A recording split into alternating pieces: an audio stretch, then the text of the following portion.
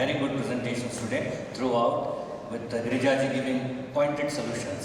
I think I really loved your presentation personally. Okay, let's go directly into the presentation. Next slide. I'm sure you by now you would have learned what is the difference between, or what it means net zero and decarbonization. Net zero is essentially, let's see the definition, not releasing more carbon emissions than you are removing. So the decarbonization and the net zero go hand in hand. Decarbonization is what you don't release. So what we discussed, what solutions that Girijaji gave is on decarbonization. But there is one more element, which is then you are removing, that means negative emissions. Supposing this campus, if you take this campus, SPPU, you have lots of green, you have carbon stock, you have carbon sequestered. So I do not know whether you have done this carbon accounting. One, on account of all energy use, you are releasing carbon to the atmosphere. On account of so much of greenery, you are sequestering. I don't know, looking at the campus, you are already net zero. And then you can actually go to the net negative, right? So you would, and then there are some people, I was talking during the tea time, they are already done, no, we have done a green building. Then I would say, go all out, your area should become net zero. Because that's how we can actually go forward. Or your associate colleges can be net zero. So I'll just quickly move on. And then this decarbonization could be at the company level, organizational level, sectoral level. I work with the steel sector. I'll cover that quickly. And I also work with the building sector. So whether this is possible, some of you already have done it, so it's possible. But I'll also share the comprehensive experience of implementing what is called ECBC, Energy Conservation Building Codes. And then, at the economy level and national level, just the way India has committed to net zero by 2070 and global decarbonization now approximately like 2050, 2070 everybody has committed. And then coming to individual pledges, people have the famous personalities, Harry and Meghan Foundation, they have committed to 2030, Apple has committed by 2030, Walmart has committed by 2040 and so on and so forth, cities. That's why California now, not only the net zero on energy, but they are going to recycle the treated water. There has been a lot of paper articles on this subject. But in fact in Bombay, the cancer center, Tata Memorial Cancer Center, has 5 million liters of treated water which they are using for secondary and tertiary uses. Okay, next slide. So what it means, I will take 2 or 3 minutes to explain the global picture.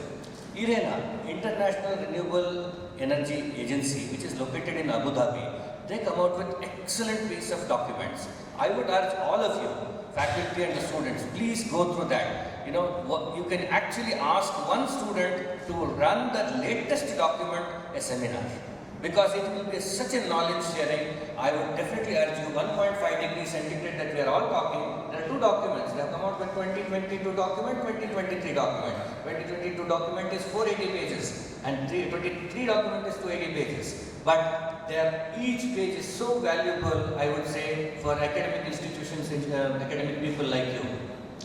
What we have to do?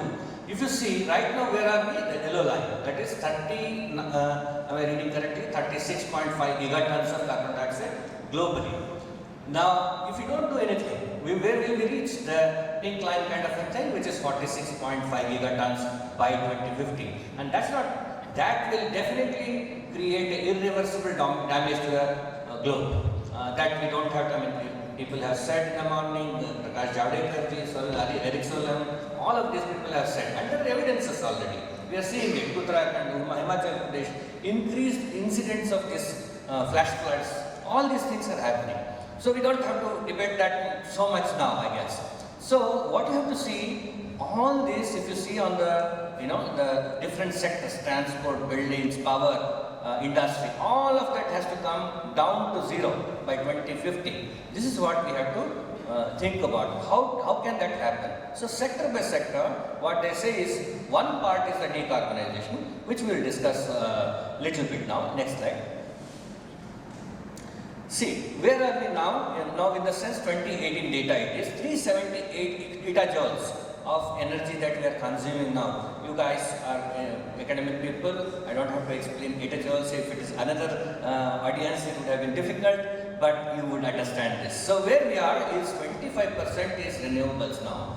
If you see, we are coal dominated, oil dominated and natural gas dominated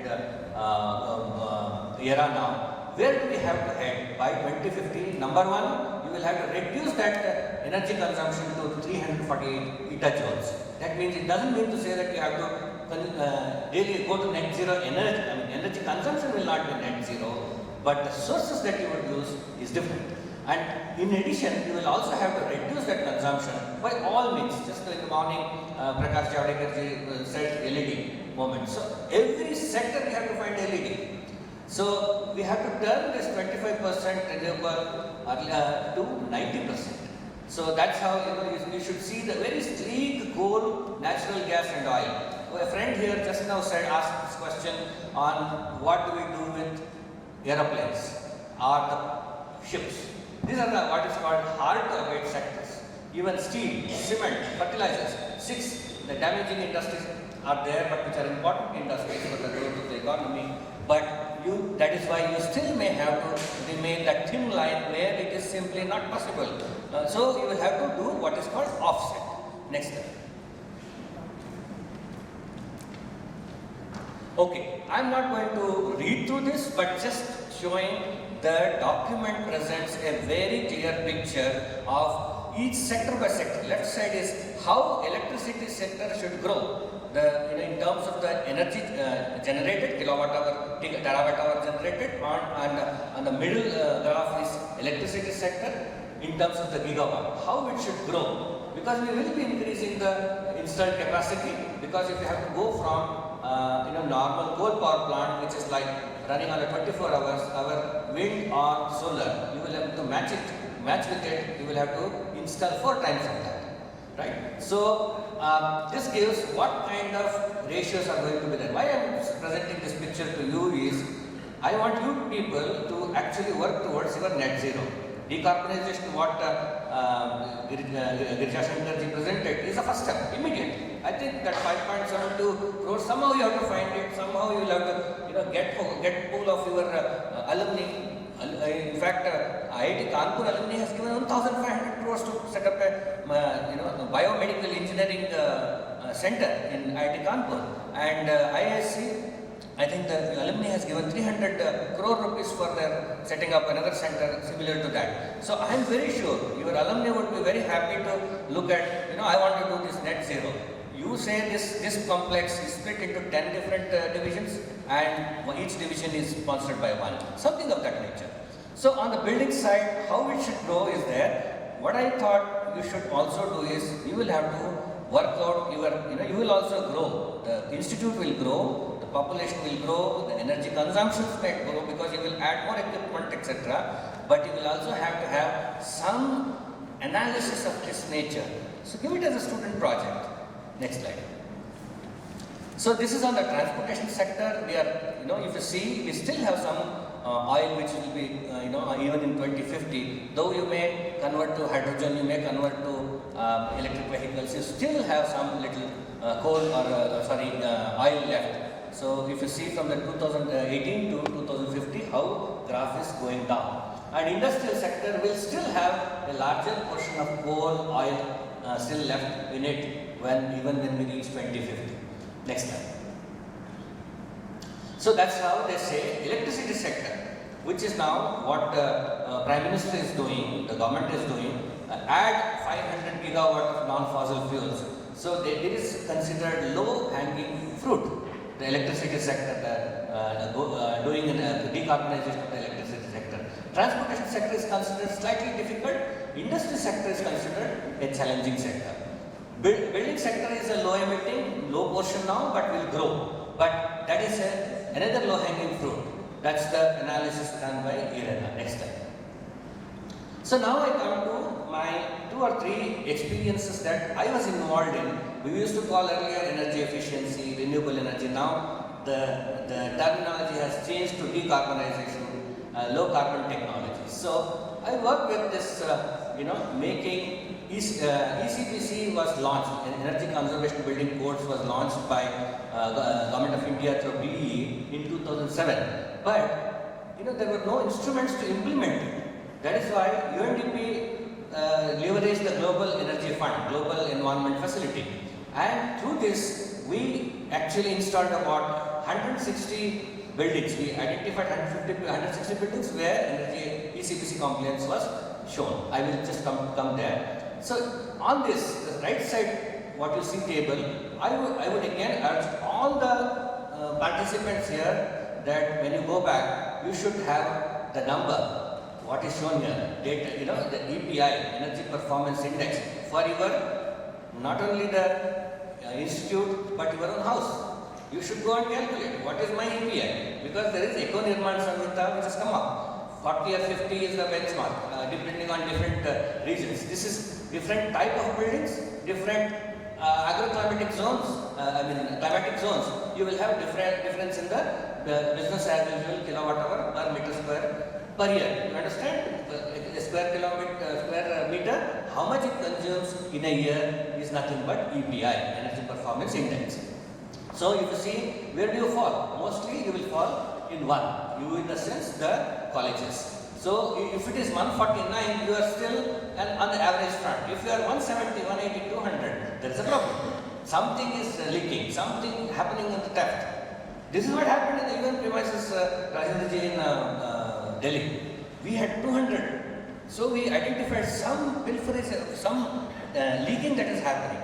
So okay, I'll come to that. So if you see, multi-speciality hospitals are the difficult ones, because you need this kind of energy around the year, round the clock, without a second stop. So that's how you will see their EPIs are very high.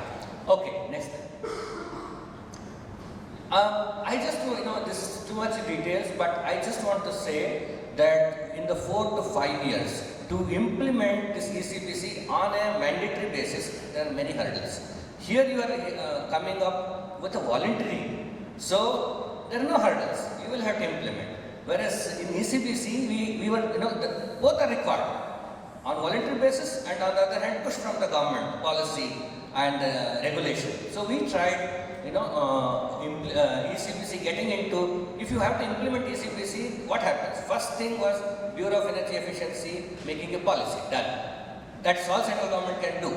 But actual implementation into the buildings, if you have to mandate it, it has to go all the way from central government to state government. State government, UD department, Urban Development Department has to legislate it, to pass through the legislation, and then it has to go all the way to municipalities, UBL, that is the urban local ULBs, urban local bodies. They have to pass it in their legislation.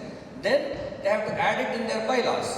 There are already 43 approvals: safety, water, whatever, environmental, etc., etc. There are 43 approvals are there for a building. If you have constructed, if you are a facility manager of a building, you would know. It's already Herculean task for the facility manager to get the approval. Now you are adding one more. It has to be compliant ECPC. So we had to loop in Niti Aayog to get all the departments concerned to come, and then almost all except J&K actually passed it in the legislation. Only one state, that is the Greater Municipality of Hyderabad, mandated it, enforced it. That means it is added in the bylaws, 44th item. And only the state of Karnataka has included this material in the schedule of rates. You people have to know this. These are the important steps in actual implementation. We see there is a, if it is so good, your question is why it is not happening.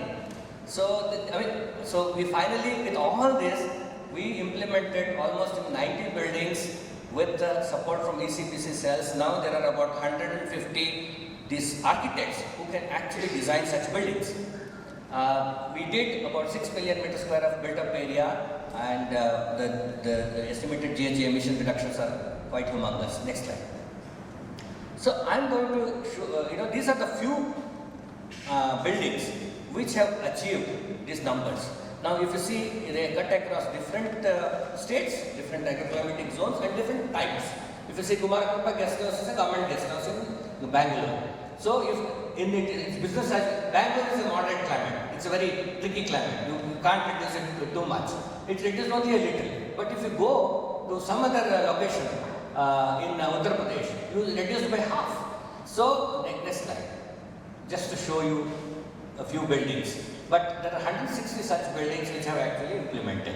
Next slide, please. So if you see here, 75 has become, EPI has become 40, 72 has become, in Kolkata it has become, in a humid climate it's very hot, it's become 54, so on and so forth, essentially to show you that it is possible that in all the types of climatic zones and all types of buildings, this has been proven, no doubts about it. So now you will have to only evaluate what offer Girijaji is giving, one or two options, or you will come up with the third option that you will do it yourself. Next slide.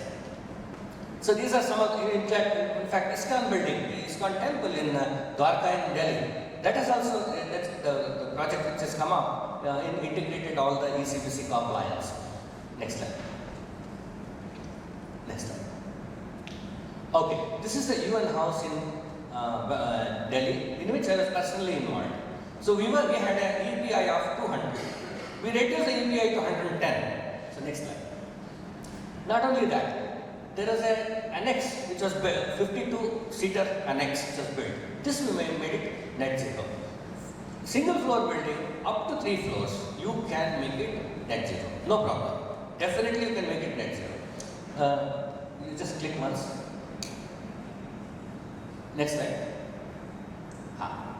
So if you see what are the major things that were adopted.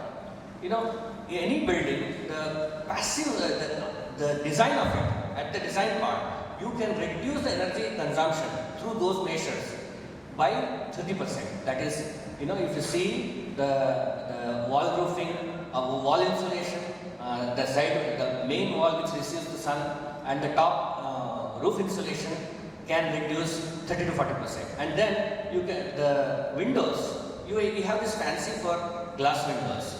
But you should use glass windows if you are using for the purpose of light, glass windows with the thermal break. That will reduce because our 40% of the light ingress happens through depending on different sizes, happens through the windows, and 60% happens through the top. So you should catch these things, you can reduce. And after you reduce everywhere, your solar installation is required is going to be much less. So with this solar roofing there, this annex, 55 Lodi Estate, Delhi, where I was sitting, we made this annex net zero. Sir, your office is also located now, UNEP office is located here, country office. Next slide. So these are the last 4 years measured data. This is what I think Rajendraji was referring to. We have to do, measure, verify, and then that's when we have a greater confidence in reaching it. So we have 4 years of data here. If you see the last green line includes all the measures, including the solar. Without the solar is the blue line, and with energy efficiency measures is another line. So if you see, we could reduce, and the annex was net zero, but I am talking of the whole building. Well, there is already existing building plus annex. Annex we made net zero, but this together we could reduce 53% of the annual energy consumption. Next. So in future, what is the kind of, I am not going to all these details, but just to say, India is the growing country. Unlike Europe, Russia, where they have already the building stock. They only have to, if at all they have to reduce the energy consumption in the building stock, existing building stocks. Whereas we are going to construct more than what we built in the next 10 years. So that's why it's so important, and that's why it's so hard for Europe and US kind of thing. It will cost them much higher. If it is existing building, the delta that you can achieve is slightly lesser than if it's a new building. The cost, if it is a new building, the cost increase is going to be in the range of 5 to 15%. If it is an existing building, that's likely to be higher. So it depends, the cost depends on case-to-case basis, of course. So if you see the energy saving that can be made with this kind of a 1 billion square meters you are adding 35,000 crores of rupees. So 250 million tons of carbon dioxide can be reduced. Now numbers are mind-boggling, as some of the speakers earlier were saying. There can be really very big employment opportunity at all levels. Whether you are at a PhD level, MTech level, or at the vocational skill level, diploma level or ITI level, you will find opportunity in every sphere. Next slide please. This is what I am working with World Bank. We are building, we have built, out of the 4 crore houses, 2.5 or so crore houses are built. We are trying to push the idea, can we not make this housing scheme net zero emission housing scheme? So World Bank, with World Bank we analyzed technically whether you can make it. We have the back sheets, Excel sheets to prove what we have given. If you see, this is a rural house, 25 square meters. So if you see, their requirement is about 1100 units of power per year, right? 1100 units of power per year. Now, with all the energy efficiency measures which I explained to you earlier, plus the solar installation, how much it's going to save or generate? 2019. So you are going to be net exporting back to the city. Where cities find it hard with the 30 floor building, 40 floor building, you are giving energy to them. You are exporting energy to them. And that's a possibility. So what is your additional cost? 1 lakh. With 4.5 rupees per kilowatt hour, payback is 10 years. Right now, because of the coal guarantee, this is what I actually wrote one blank mail to former Chief Minister in Karnataka, Bommai, that one party is giving free up to 200 units of power. You offer free solar, which will give you 25 years. So in fact, it should, some of you who are well connected with the politicians, go ahead and make the plant that this can be a coal plant, giving solar panels to the houses. Next slide. Okay, this is what I think Rajendra ji somehow got fascinated with this steel industry story. So I am going to say this. Just before I start this, you people, typically what comes to your mind when I say steel plant is huge plants, Jindal Steel and all. They produce 1 to 15 million tons of steel every year. But what we talk, whenever UN agencies work with, we work with the smallest fellow in that sector. Whether it is with the people, then we would like to work with the villagers. Within the villages, we will work with weaker sections. If it is industry, we will work with the smaller fellow. There are mini steel plants which produce in the range of 5,000 tons per year to 100,000 tons per year. And interestingly, India produces 50% of the steel from these small fellows. 50% is produced by these big fellows. Unlike China, just about 15 people produce all 1,000 million tons of steel. Whereas we, 120 million tons of steel that we produce, 50% is produced by 3,000 people who do not have wherewithal on energy efficiency, renewable energy. They are busy, they are, the older generation. The newer generation is better, but older, they will only do their day-to-day activities. So, and what goes into steel? There is all our, what we call kabaddi, the scrap, which all goes into induction furnace. You melt it at 1630 degrees centigrade, and then you would ask the billets come out. Then it goes to the next set of industry article. Induction furnace, you have taken all this part of the ore, virgin ore, and then scrap, and then melt it, produce billets. You keep the billets. And then next vertical is, you take them to reheating furnace, heat it to 1200 degrees centigrade, then roll it. All the building steel, the construction steel, the bars, angles, channels that you see are all produced by these mini steel plants. So, next slide. So, what we try to do is, in the steel rolling mills, we try to reduce energy consumption. Typically 120 kg per ton of coal or furnace oil is used to produce 1 ton of steel. With our intervention, we could reduce it to 60. We could reduce it to 60 in the reheating furnace. In the steel rolling mill, where a lot of electricity is used, we could reduce 110 to 70, the middle one. Now, you see the green path. By chance, we came to know by, why we are not doing this directly from the induction furnace to rolling, because the billets are hot already. So why are we not doing? So later we directly took, and there are some technical problems. After that we solved it. We avoided now reheating furnace. Reheating furnace costs about, the fuel cost per year is 5 crores per steel mill, 5 crores mind you. And we have 300 steel, such all the composite mills converted themselves into direct rolling. So without knowing, we achieved net zero there in a way for that process. That process is now redundant. So in a way, in this sector, 1,500 crores is the cost of energy bill saved every year. Next slide.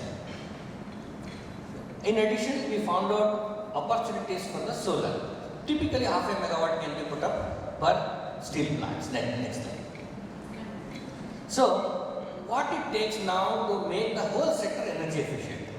Ministry of Steel has aimed for 20 to 45% in all. So, there are another 2,000. We, with our project direct involvement, we did about 300 units, energy efficiency 300 units. Learning from this, another 600 units actually implemented. Now there are another 2,000 steel mills which require about 6,000 crores of investment. If you invest, just like Aditi platform that Girjaji said, similar platform of 200 crores can unlock that potential. So there is a lot of, this is a hard to abate sector. That's why I think Rajendra ji wanted me to explain this. Now why I pointed out this is, your students, some of your students who have not even seen, you should actually engage them in energy audit and deriving net zero for this sector. Next slide. Next slide. I will skip all this. I will go directly to the last 2 slides. I think we are running short of time. Oh, yeah. Next slide. Next slide. Yeah, just go to the previous slide. Yeah, this kind of a dashboard that we engaged in preparing a dashboard for concentrating solar water heat, so concentrating solar system, the heating system for about 200 units. You are like, it's something similar to this universities.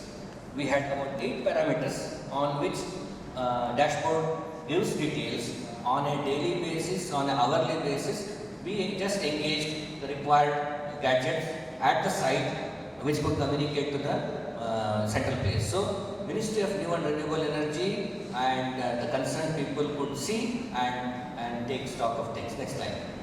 So, what steps universities could take? Number 1 is carry out baseline audit. That's most important, which should include energy, water, waste, plantation, assess the GHG emissions and GHG sequestered. Next, identify relevant benchmarks, best cases within India and outside also. If it is the buildings, ECBC, Griha and LEED. Prepare a short term up to 2025 and medium term up to 2030 and long term 2070. I would only place it at 40 because we should be over. The university should be over with, in fact by 2030 you should be net zero in my view. Start with energy efficiency, change fans which Girjaji already has said, lights, change window panes, BMS, that is building management system, comply to ECBC, ECBC plus, ECBC super. Cool roof, solar water heater for water heating, solar concentrator to generate steam in kitchen and other purposes, solar PV for electricity, EV vehicles get a priority parking, some methods, charging facility, plant trees with higher carbon sequestering potential, create water bodies, waste composting to generate manure, anaerobic digestion to generate gas and manure. Initiate behavioral changes. Continuous measurement and accounting of resources and GHG accounting. Create a dashboard. That's what we discussed. Next slide. So what, all universities to identify consultancy and turnkey entities and common framework. It's different people should not do different things in different ways. You should identify the way, state action plan and climate change, I don't know how many of you know, we developed a common framework. Then all the 33 states followed the same framework. You should have a similar framework. And then Of course, somebody said we will start with the committee. That's a useful thing because it will institutionalize the whole activity. Baseline preparation, intervention framework, try to make some specifications to leverage the cost. Common GHG accounting systems, common portal to measure, monitor, verify and learn.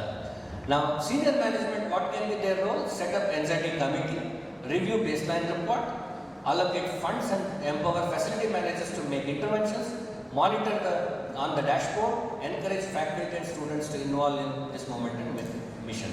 Interact with U75 on periodical basis. Facility managers have to prepare green procurement tenders, get approval of management, procure competitive costs, install interventions as per plan, continuously liaise with identified consulting companies.